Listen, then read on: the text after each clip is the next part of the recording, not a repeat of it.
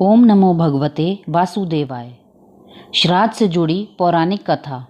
आप सबका आपके अपने चैनल में स्वागत है। आइए सुनते हैं श्राद्ध से जुड़ी पौराणिक कथा।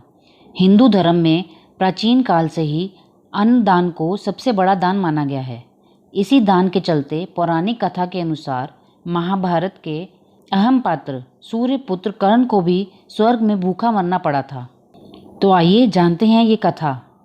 इस कथा के अनुसार क्षत्रिय होने के कारण भी कर्ण को महाभारत के युद्ध में वीरगति को प्राप्त होने के बाद स्वर्ग मिला, जहां उसे अपने द्वारा किए गए सभी पुण्यों का फल तो मिला, लेकिन वे स्वर्ग कर्ण के लिए नर्क बन गया, क्योंकि जहां स्वर्ग में उसके साथी दुर्योधन और अन्य योद्धाओं को खाने के लिए स्वादिष्ट भोजन व पकवान मिल रहे थे, वहीं कर्ण को खाने के लिए सोने की बड़ी बड़ी थाल में सोने की अशर्फियाँ और आभूषण ही दिए जा रहे थे।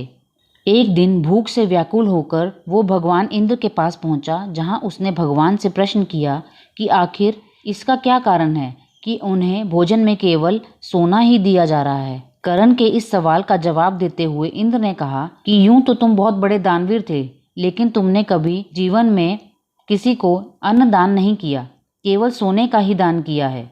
तुमने अपने अहंकार और मोह में आकर पितृपक्ष के दौरान अपने पूर्वजों का कभी श्राद्ध तर्पण भी नहीं किया है।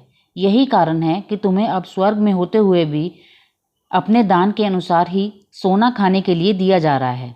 इस बात का पता चलते ही कर्ण ने तर्क देते हुए भगवान इंद्र से कहा कि उसे तो ये ज्ञात ही नहीं था कि उसके पूर्वज कौन थे। इसी कारण उसने कभी भी पिंड दान नहीं किया, इसलिए वो जीवन भर सोने का ही दान करता रहा। परंतु वो दानवीर था, इसलिए इंद्रदेव ने उसे अपनी गलती सुधारने का एक मौका दिया।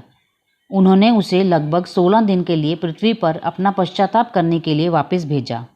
इस दौरान कर्ण ने अपने पूर्वजों को याद करते हुए पूरे विधि विधान से उनका श्राद्ध किया और पितरों को अन्नदान भी दिया। धार्मिक मान्यताओं के अनुसार इन्हीं 16 दिन की अवधि को पितृपक्ष कहा गया है, जिसके दौरान मनुष्य अपने पितरों को पिंड दान कर हर प्रकार के पितृदोष से मुक्त हो जाते हैं। धन्यवाद। ओम नमो भगवते वासुदेवाय।